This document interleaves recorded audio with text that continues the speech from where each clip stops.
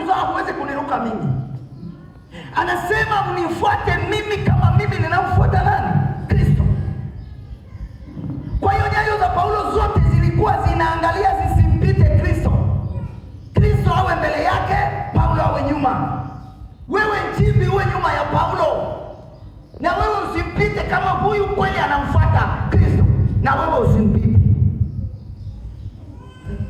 Kuna mahali anasema mwanafunzi anaweza hampiti mwalimu wake, si ndio? Lakini inawezekana mwanafunzi kuwa kama mwalimu. Sasa ukiwa kama mwalimu unanipita na lipi?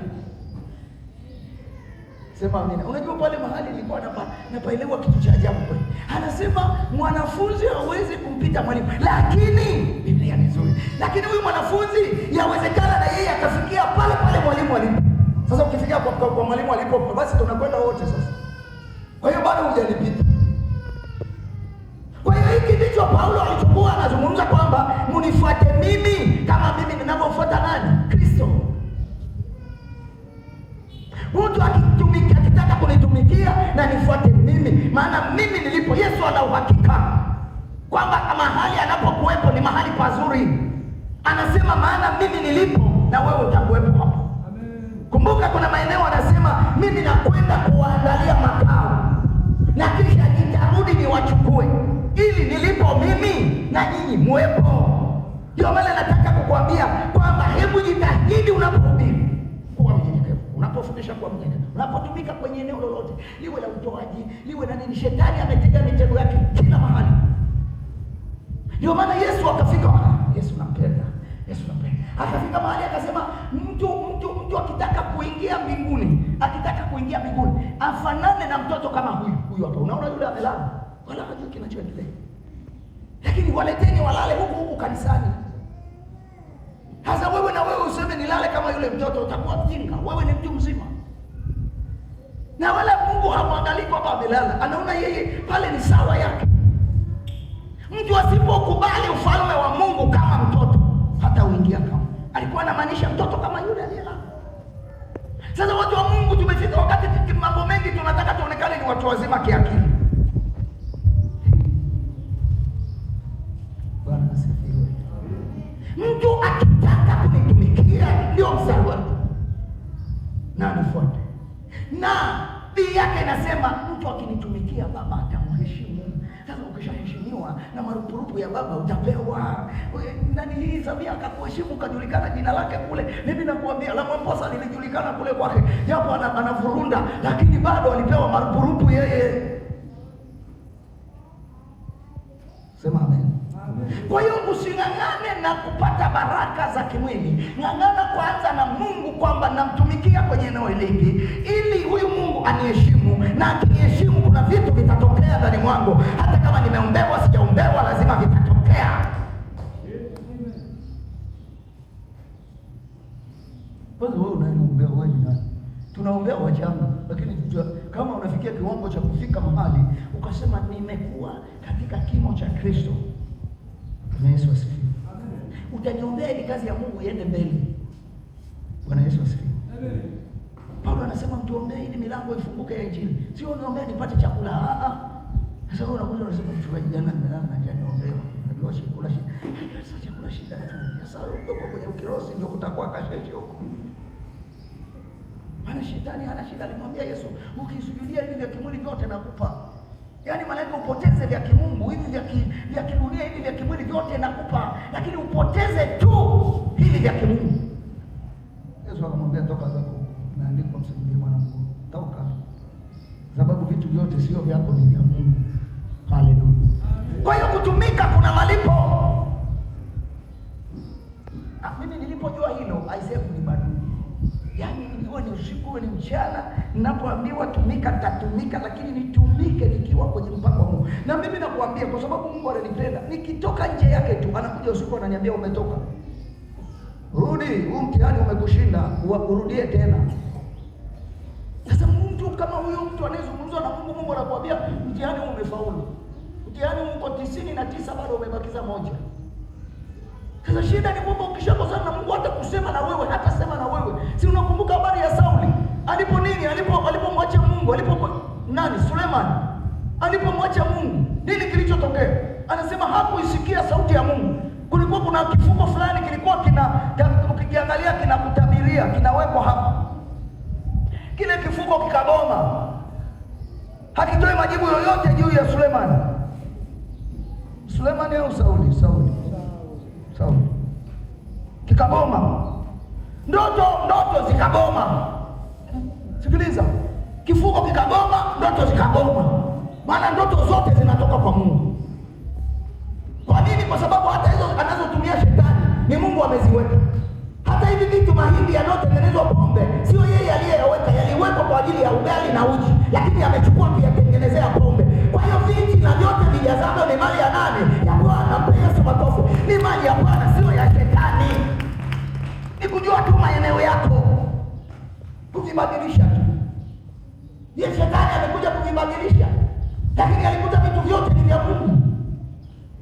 Hivi kuna fedha za majini. Hayo majini, Mungu kuna mahali amesema nimetengeneza fedha za majini. Halafu mimi unanipa naziogopa. Mimi nazipiga pray nzuri, halafu mimi nazitumia. Sijui zimetoka sijui kwa shehe sijui nani, lete. Nchi na vyote vijazavyo ni mali ya Bwana, fedha na dhahabu ni ya Bwana. Piga makofi, sio muogope. Unajua woga nao ni shida. Woga, Biblia inasema woga ni shida. Waoga na wasioamini wote si wana mtu. Na nakwambia, kama nuru haishi, kama giza halishindi nuru, na mimi nuru iko ndani mwangu, wewe leta hayo mapesa unafikiri ni ya majini, mimi nitayabadilisha. Maana alibadilisha yakawa ya kwake, na yakija kwangu na mimi nayabadilisha pia yanakuwa ya Mungu. Piga makofi. Ni woga, wewe lete.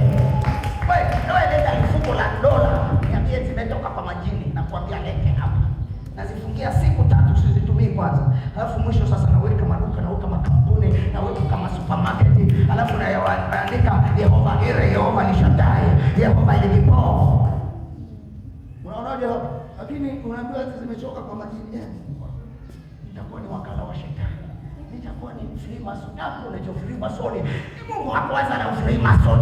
Mungu alianza na utakatifu. Hakuna cha Freemason umekuja kwa njia ya dini, kwa njia ya kuto kumtumikia Mungu vizuri. Shetani alishindwa kumtumikia Mungu vizuri, ndio maana anabadilisha vitu vya Mungu viwe vya kwake. Lakini tangu mwanzo nchi na vyote vijazavyo ni mali ya Bwana, na shetani alikuwa ni mali ya Bwana. Piga makofi na vigelegele. Hata huyu shetani alikuwa ni mali ya Bwana. Kwa hiyo siwezi kumwogopa. Sema amen. Wewe unafikiri kwa nini Yesu hakumwogopa? Anasema mnamuona shetani yule, sikiliza. Mnamuona shetani wanafunzi. Anamwambia mnamuona shetani yule anakuja kule. Ana wanafunzi bado. Anamwambia mnamuona shetani yule, kwa anga yule anakuja kule. Lakini hana kitu kwangu. Sasa na mimi kama Yesu yuko ndani mwangu, ndiye anayesema hapa, shetani yule pale lakini hana kitu kwangu. Ole wako awe na kitu kwako. Piga makofi na vigelegele kwa Bwana. Ole wako awe na kitu. Wewe ni mwizi wa sadaka, wewe ni mwizi wa mafungu ya 10. Hicho ni kitu ambacho shetani anasema nadai kwa sababu huyu ni mwizi. Si ndio Biblia imesema kwani ni mimi? Kwani Malaki si ndiye aliyetumwa akaambiwa waambie hivi, wananitolea lakini hawanitolei kwa uaminifu. Sasa hicho nacho si kitu shetani anadai ni cha kwake.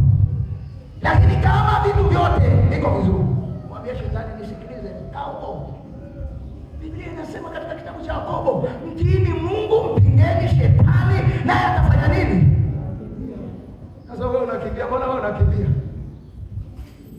Hakuna sala, haleluya tunakwenda mbinguni. Yesu ndio tuchukue tuende mbinguni. Haleluya wewe unaikimbia shetani uende mbinguni.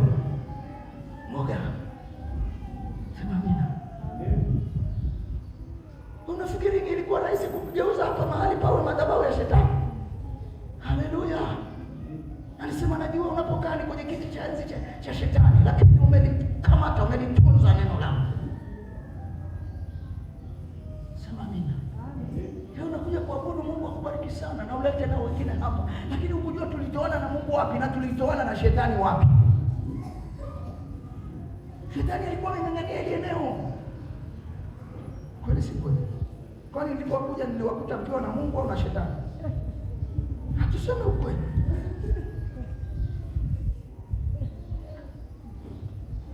Sema amina. Amen. Mimi mwenyewe nilipokuwa Dar es Salaam sikuja na Mungu, nilikuja na shetani. Mungu akaingilia katikati. Nakumbuka nilikuja na gari la amini la maiti. maana hata nauli sina. Shetani kumbe kwake hakuna faida. Nilijitahidi, nilikwenda kwenye madini sikupata, nilikwenda kule kule West Kilimanjaro kulima viazi sikupata. Mwisho nauza shuka nipate hata nauli ya kuja Dar es Salaam. Nayo niyo kainua pombe. Nikasema ngoja, kuna atakaye kufa huko Dar es Salaam atakuja tu hapa. Akafa mama mkubwa akaja, akaletwa na Kenta. Sio sasa hivi mnaenda na mabasi haya makosa. Aliletwa na Kenta. Shemeji akaniambia, unajua Dar es Salaam hakuna mahali pa kukaa, tuna chumba kimoja tu na sebule. Utalala wapi? Kwa hiyo usije. Na hakujua kwamba yeye amekaa mbele huko kwenye Kenta, hajui kwamba huko nyuma mimi nimejificha kama Yona. Tunakuja Dar es Salaam na shemeji, kumbe upo. Nikamwambia nipo. Nilikuja na shetani. Kala sikuja na Mungu. Maana Mungu anapendezwa na kweli ile moyo. Mungu nimempatia hapa Dar es Salaam. Hapo Jangwani. Sema amina. Kwa hiyo mimi ninasema hivi, Mungu hakukuokoa kwa hasara, amekuokoa utumike. Na usije ukajivuna kwamba mimi situmiki ili nisije nikalipwa malipo ya viboko. Pia usipotumika pia utapigwa. Kwa nini nilikuokoa? Ulitumika wapi? Kuna mmoja anasema mtu aliyepewa vingi atadaiwa nini? Vingi. Na kama umepewa vingi, mapigo yako yatakuwa makubwa. Kristina, sikilize. Wewe usije ukafanya mchezo na mtu ambaye amepewa vichache na mapigo yake. Wewe kiboko unachopigwa yule mtoto na kiboko unachopigwa mimi kama niko gerezani, unafikiri vinalingana? Kwa sababu mimi ninajua, yule hajui. Kwa hiyo watu wa Mungu, hebu Mungu akusaidie. Maana kutumika ni lazima. Maana usipotumika kwa Mungu utatumika kwa shetani.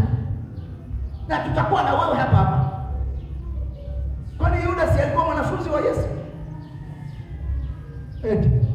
Hebu mwambie mwenzio usiwe Yuda.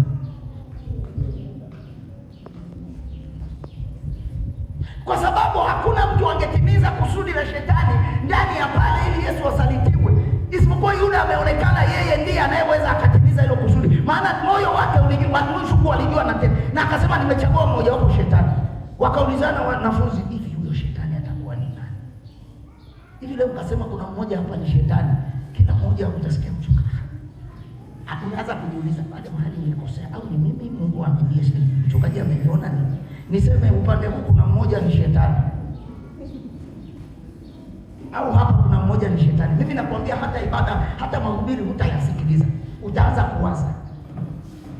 Unaanza kuwaza. Sisi nilala wapi? Nilisema nini? Yaani kuna maneno mengine inapaswa uyaseme ili mtu ajichunguze. Na mwisho anajua kweli ni mimi labda. Hujamwambia. Maana hata Yuda alianza kupaya alipoambiwa mmoja wapo atasaliti, anasema ni mimi. Wengine walinyamaza kwa sababu alijua ana makosa ya kupenda pesa. Kwa hiyo alitumika vibaya. Ule nao si utumishi. Wewe kila saa unabeba likoba la pesa na zilikuwa nyingi, unalemewa.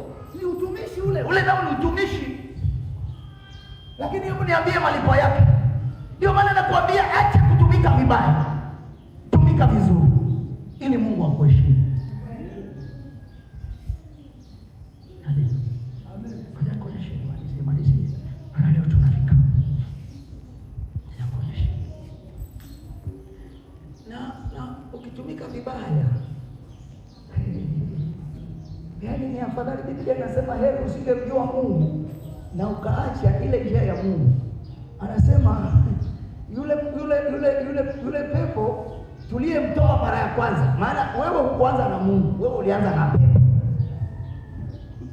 Wewe hukuanza na Roho Mtakatifu, ulianza na roho chafu. Kwa hiyo Yesu tulipomwomba akaitoa ile roho chafu ndani mwako, pale mahali hapatakiwi pakae tupu.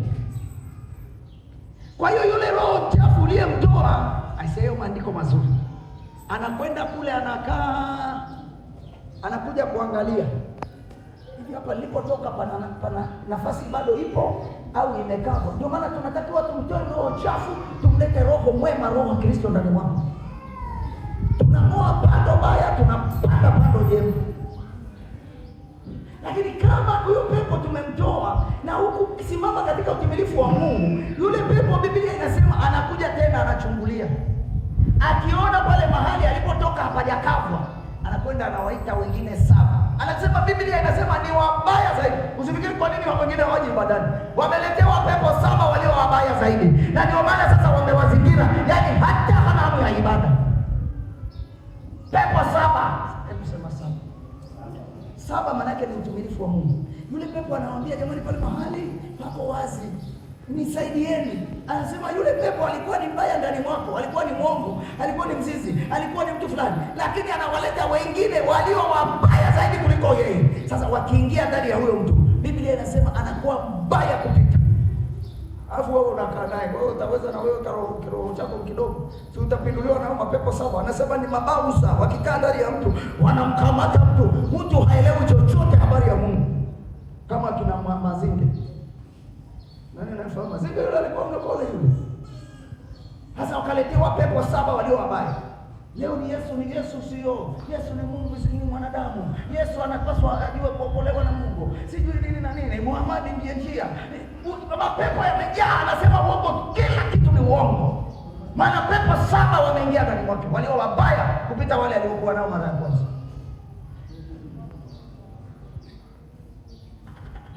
Nafikiri mchezo. Pepo walipotoka ndani ya Sulemani, pepo zikarudi zikasema tuangalie. Wakakuta pepo la Sulemani lilikuwa kupenda wanawake. Alikuwa sio kingine, pesa alikuwa nazo, lakini wanawake. Lile pepo likaenda likawaambia wenzie 7, twendeni tuingie ndani ya Sulemani. Wakaja 7 walio wanapenda wanawake. Yaani yeye kama mwanamke ndiye ibada kwake. Anasema alikuwa na wanawake 300 na masuria 700. Yaani hiyo kweli ni yale mapepo 7 yana nguvu. Unanielewa ninachokisema watu wa Mungu? Angalia mwenzio, angalia mumeo, angalia mkeo. Afadhali basi chechemea hivyo na huyo roho hata ni mdogo ulikuwa akitoka. Kwa gharama ya kurudi ni ngumu, lakini gharama ya kurudi yule pepo mwingine aliyetoka mbaya ni rahisi, na anakwenda kuambia wenzie twendeni sasa tumkamate vizuri. Petro anaambiwa na Yesu kwamba Petro, ulipokuwa peke yako ulikuwa unakwenda mahali unapotaka uende, lakini utafika wakati ambapo hutakwenda unapotaka, utafungwa, utapelekwa hata usikotaka. Sasa afadhali upelekwa usikotaka na Roho Mtakatifu ukafanya kazi ya Mungu kuliko kupelekwa na shetani mahali usikotaka ili ukafanye kazi za shetani. Maana kama kuna kufungwa na nguvu za Mungu, pia kuna kufungwa na nguvu za nini? Za kipepo. Yule fikiri Mazinga anatamani ayazungumzie yale. Ile yote ni kutafuta umaarufu na kutafuta pesa. Lakini anajua kabisa hapa anamdhalilisha Kristo. Lakini wale pepo 7 hawezi kutoka kwake, wao wamemkamata. Iwe neema ya Mungu, iwe neema ya Mungu. Bwana Yesu asifiwe. Ngoja nikuonyeshe vitu ambavyo watakatifu vitakavyo tusababisha tuwe na hasara katika kutumika kwetu. Soma kitabu cha Malaki.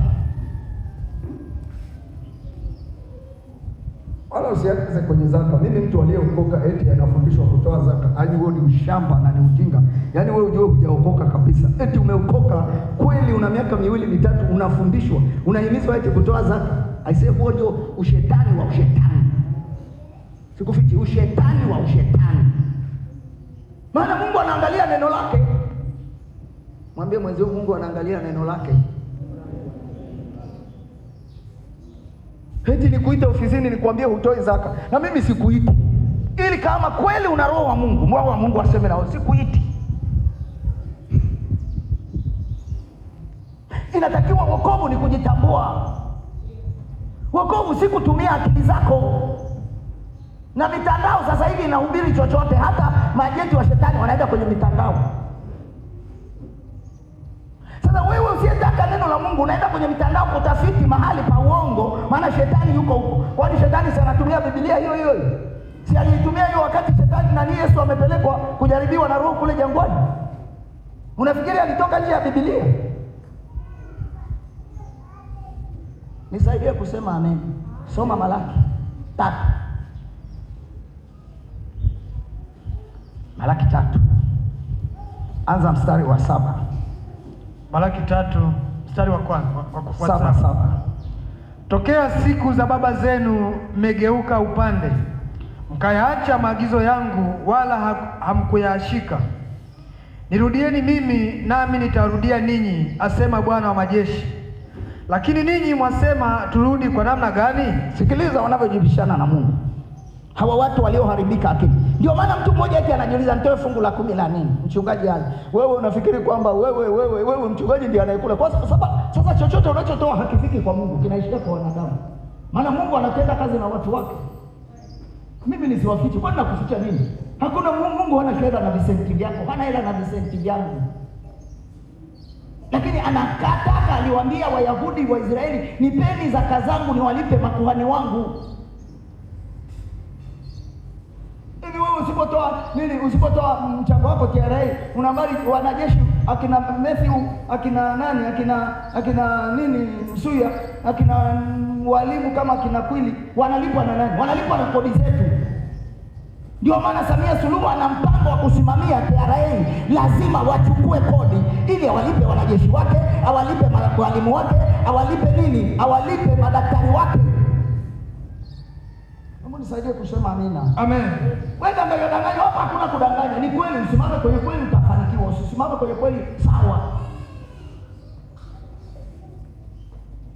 Kodi zetu ndio zinazomlipa pia Samia Suluhu. Hata kama na makampuni ameyapata kwa kupitia kodi zetu.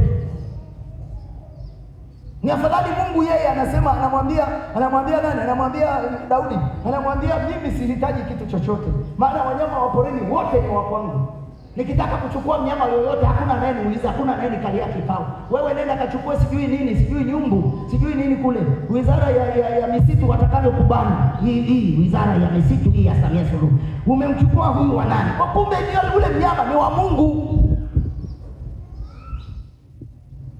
Anasema tangu enzi hizo mmeacha maagizo yangu. Kwa nini? Walipoacha maagizo ya Mungu, walikula msoto isivyo kawaida. Ngoja sasa nikueleze, maana nafikia mwisho. Nenda hicho kitabu, twende wote pamoja. Anasema tokea siku za baba zenu mmegeuka upande, mkayaacha maagizo yangu, wala hamkuyashika. Nirudieni mimi, nami nitawarudia ninyi, asema Bwana wa majeshi. Sasa hata wewe leo unaweza kumuuliza Mungu, nikurudieje sasa? Wanamwambia Mungu, tukurudieje sasa? Kwa sababu tumeacha maagizo yako na tunakula msoto kikweli kweli. Kila tunachofanya hakifanikiwi. Mungu anamwambia ni kwa sababu mliacha maagizo yangu tangu enzi za baba zenu. Huko kwa Ibrahimu mmeacha. Huu msoto mnaosema tunalima hatuvuni, tunampanga sijui hadi, tunaweka ile mifukoni zinaanguka. Hatufanyi malengo yale tunayotakiwa tuyafanye. Wanapewa jibu, wanaambiwa mmeacha maagizo yangu. Na mimi nakwambia haya ninayosema hapa ni maagizo ya Mungu. Yashikilie sana. Haya ni maagizo ya Mungu haya. Amen. Hutapata maagizo mengine ya Mungu zaidi ya hapa. Huko kwingine ni akili za binadamu, si waje. Hii ya raia ya sabato yote hii akili za binadamu ni ya leo. Mimi hapa ndio mawazo ya Mungu tunayajua. Tunajua nini Mungu anachotaka kwetu sisi.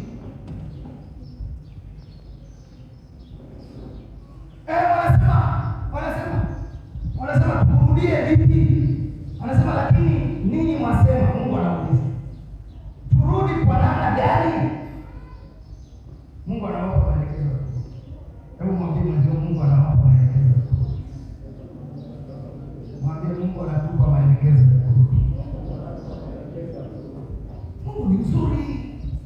Wewe mwambie tu ulipokwambia, atakupa maelekezo ya kumrudia. Haya, wanapewa vidonge vyao na Mungu.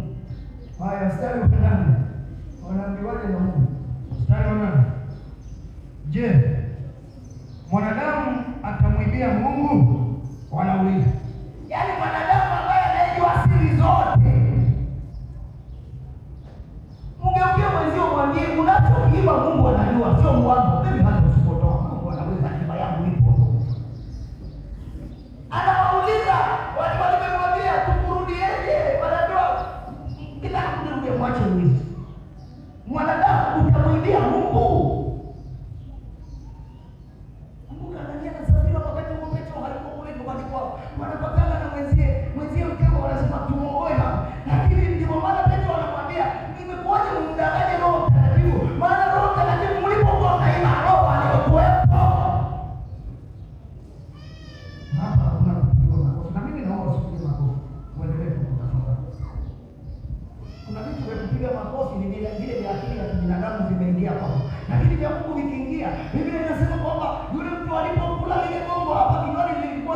Nilipoingia huko ndani nilileta shida kwenye tumbo.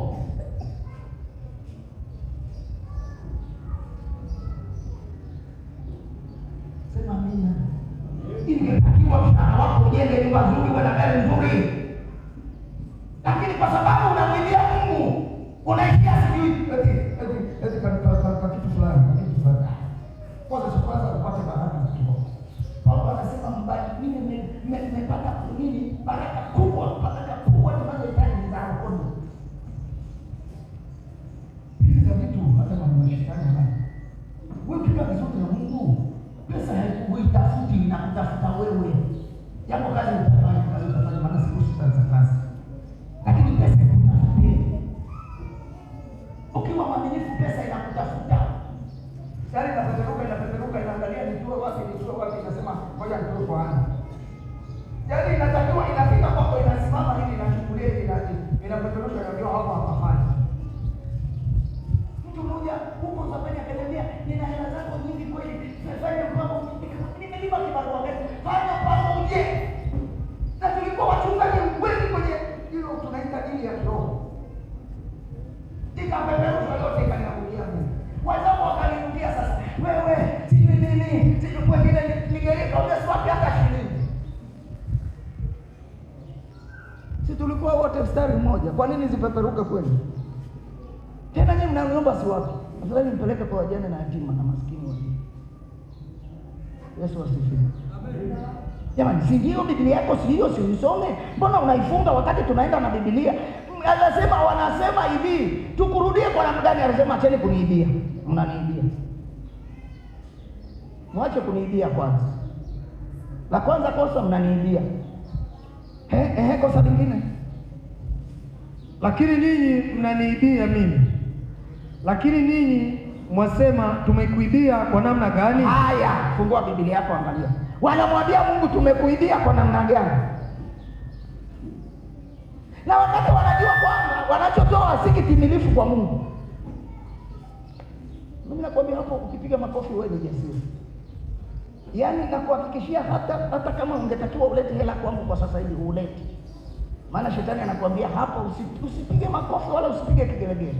Na mimi sitaki upige makofi wala kigelegele, bali tafakari njia zako. Si walisema tunachukua hela lakini tunaweka kwenye mifuko iliyotoboka kule kwenye Hagai. Wanaambiwa tafakarini nini? Kutumika. Mimi niko kwenye neno kutumika. Endelea. Mmeniibia zaka na dhabihu. Ninyi mmelaaniwa kwa laana. Hebu tulia. Yaani zaka, yaani wameenda mbali. Licha ya zaka mpaka na dhabihu, yani hela ya ibada nayo walikuwa wanamuibia. Yani hao watu walienda mbali mpaka hela. Afadhali wewe hata hela ya ibada nafikiri hata unatoa ndogo, lakini unakuja na hela ya ibada. Dhabihu ni hela ya ibada. Biblia inasema msije mikono mitupu nyumbani mwa nini? Sasa hao walienda mbali, ndio maana walikula mtoto. Hebu mwingine asome. Mnanibia nini? Zaka na nini? Na dhabihu. Hapo nataka eti wabarikiwe. Wanamwambia Mungu tumekuibia kwa namna gani? Hivi hata wewe nikakwambia, ukaniambia unamuibia Mungu, nakwambia nimemuibia Mungu kwenye eneo lipi? Alafu nikwambia una uhakika kwamba naiba, lakini roho huko ndani anasema naiba pale. Wanania aliambiwa mmemwogoa pale. Badala ya kwenda kwenye toba kama Waisraeli wanavyoambiwa nigeukieni. Anania badala ya kwenda kwenye toba wanakuja hivi ndivyo Mungu alivyosema mlete. Hivi sijui walijibu, sijui walifanyaje, mimi sijui. Lakini wakawahiwa na Roho Mtakatifu chini. Ile kanisa sijui liliendelea kuwa na watu. Maana ingekuwa wale wangesema unajua mchungaji aliyekuja hapa Ukonga yeye anaua. Kwani aliyesimama pale mbele alikuwa Mungu, si alikuwa Petro? Lakini Petro anajitoa, anasema imekuwaje ninyi shetani kumwambia Mungu uongo, kumwambia Mungu muongo, hujamwambia hujamdanganya Mungu, umemdanganya nani? Roho Mtakatifu. Kwa nini mmekuwa waongo? Mwambie wenzio usiwe muongo. Hata amri 10 zinasema uache uongo. Sikizi nasema uache. Usiwe muongo, usiibe. Kweli kuna usiibe na usiwe nini? Zile amri alizopokea Musa, si ndio? Kuna moja inasema usiwe muongo na usifanye nini? Usiibe. Ushuhudie jirani yako uongo. Wala usimshuhudie jirani yako uongo kwamba nilimwona Nchimbi akichukua, nilimwona kwamba hajachukua. Hata kama amechukua linakuhusu. Wewe mwache na Mungu wake. Wewe mbea na wewe. Yaani mwenzio yuko hukumuni na wewe unajiingiza huko kwenye hukumu. Na kuna watu wa namna hiyo, yaani wana midomo isiyotulia. Hiyo nayo pia ni shida. Mwambie mwenzio shida. Mwambie tunaokolewa na midomo, tunaokolewa na mawazo. Ukiona mdomo ni uongo, usiombee vitu vingine. Mungu namwombea Samia Suluhu. Mungu naliombea taifa la Tanzania. Mungu naliombea bunge. Sema naombea mdomo wangu. Wewe mdomo shika lini ulifanya hivi? Wewe ulimi mwongo wewe, unakuambanisha watu. Kuna mtu mmoja huko nyuma akaja nyumbani kwangu, nasema ukweli, niko hapa madhabahuni, nikaangusha. Akaja nyumbani kwangu, akapiga magoti kule nyumbani, akagaragara hapo chini. Mchungaji, mimi muongo. Lakini yule kweli alikuwa muongo, lakini alikuwa mkweli. Akatoa ulimi wake, mchungaji shika ile ulimi. Nishika ile ulimi ni uongo. Ninagombanisha watu. Anagaragara hii hapa. Leo washirika wa leo namna hiyo hawapo. Watacheka kweli akija hapa mbele mtu akisema mchungaji shika ile ulimi. Hili ndio linaniponza hili. Lakini Mungu anapendezwa na kweli iliyo moyoni. Mwambie mwenzio Mungu anapendezwa na kweli iliyo moyoni. Kwa nini aseme kweli iliyo moyoni? Ndani ya moyo kumefichika vitu vingi ambavyo mtu yoyote hawezi kuvijua. Anayevijua ni Mungu peke yake. Mpaka ufike uviweke wazi kwa Mungu ni kazi. Yaani uko peke yako, sikiliza, uko peke yako kule ndani. Unaomba toba, Baba katika jina la Yesu naomba toba. Unapofikia kwenye umbea unaruka. Baba naomba toba kwa ajili ya Nchimbi. Naomba toba kwa ajili ya mchungaji. Wewe ya kwako malizana na Mungu kwanza. Uko peke yako chumbani na Mungu unaruka.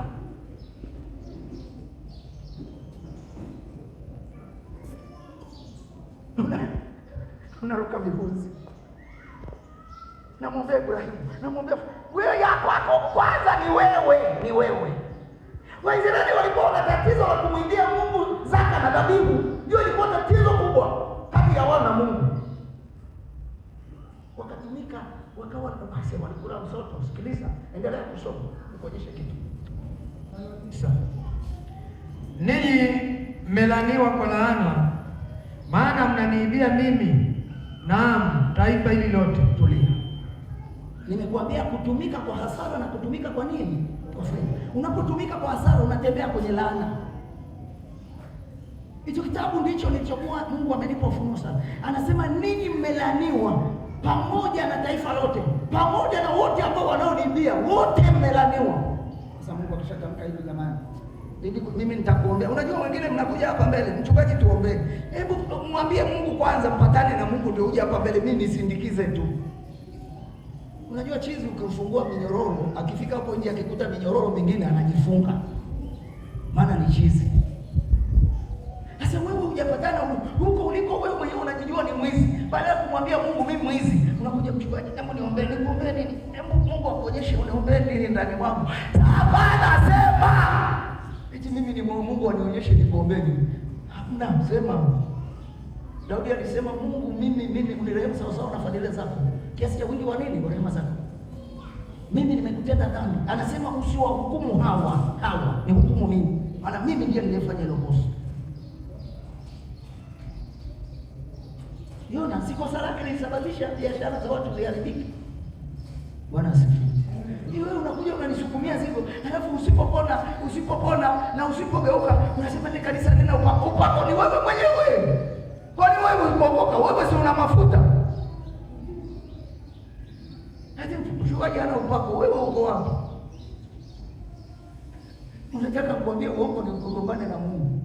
Mwambie sasa umepona. Na Mungu anasema anachukizwa na nini? Na uongo. Shetani anasema anamwambia Mungu yule hajapona. Bwana lakini hebu kutoka kule kwa unaambiwaje? Unaambiwa choo hapa mbele, sika maiki. Kika maiki. Mmoja akasikia akisema lakini mhubiri unanilazimisha nimepona lakini sijapona. Yule ndiye mpenda mhubiri unanilazimisha. sijapona. Kwa hiyo anasema kwamba Mungu anasema mnaniibia. Neno la Mungu ni lile lile, halitaandikwa tena vizazi na vizazi. Watu walitumika kwa shida mno, walitumika kwa shida, na ambia kanisa kama Mungu ataishi, kama hatutageuka tutaishi maisha magumu mno. Mimi friend Nancy aliposema mimi sitafuti hela inanitafuta mimi, nasema hakuna siku kutwa inaisha bila hela yangu kuingizwa simu na Mungu. Mimi nataka nijifunze kwa watu walio mashujaa, waliofanikiwa. Bwana Yesu asifiwe. Amen. Endelea, maana namalizia hapo. Kuna vitu vingi vya kusema. Mstari wa 10. Leteni zaka kamili ghalani, ili kiwemo chakula katika nyumba yangu. Katika nyumba ya nani? Nyumba ya Mungu. Nyumba ya Mungu iko mbinguni au iko duniani?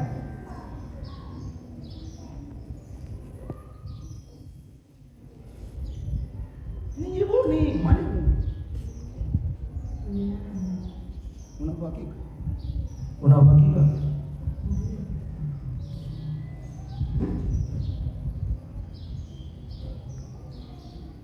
Wanaoambiwa hapo ni malaika au ni watu? Ni sisi. Leteni zaka nini? Kamili. Walikuwa wanajitahidi kutoa, afadhali hata hao walikuwa wanajitahidi kutoa, lakini bado Mungu ameambia mnaniibia.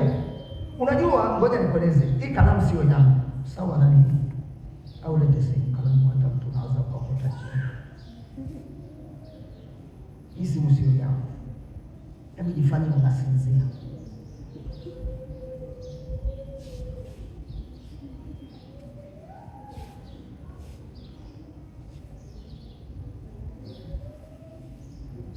Haya, naamka. Angalia simu.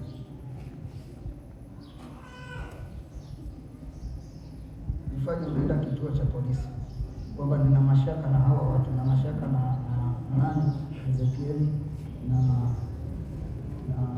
Tina, na mashaka na Mbwangu na mchungaji.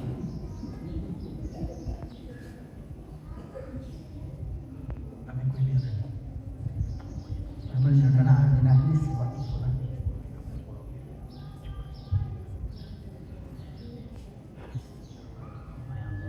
Kawafanyie search haraka haraka.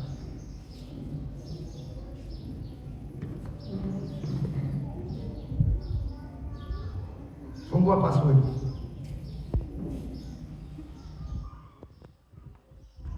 Maana shida iko kwenye password. Tayari yashafungua. Ni hapa. Haya, search haraka haraka. Fungua password. Tayari yashafungua. Haya, njoo.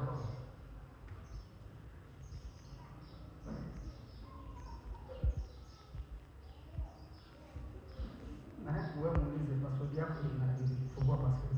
Maana simu yangu hawezi kufungua hiyo simu yako. Password yako unajua? Kwa hiyo ndio simu yako. Wewe ndio mjisikia. Sasa nipeleka. Nimesharudisha simu. Simu nishika simu kwa watu simu nataka tena niadhibiwe. Ndio. Kwa nini? Kwa sababu ni nimechukua bila kibali. Sio kibali chake, ilikuwa sio ya kwako. Kwa hiyo uliiba, hukuchukua kwa ridhaa ya mwenye simu.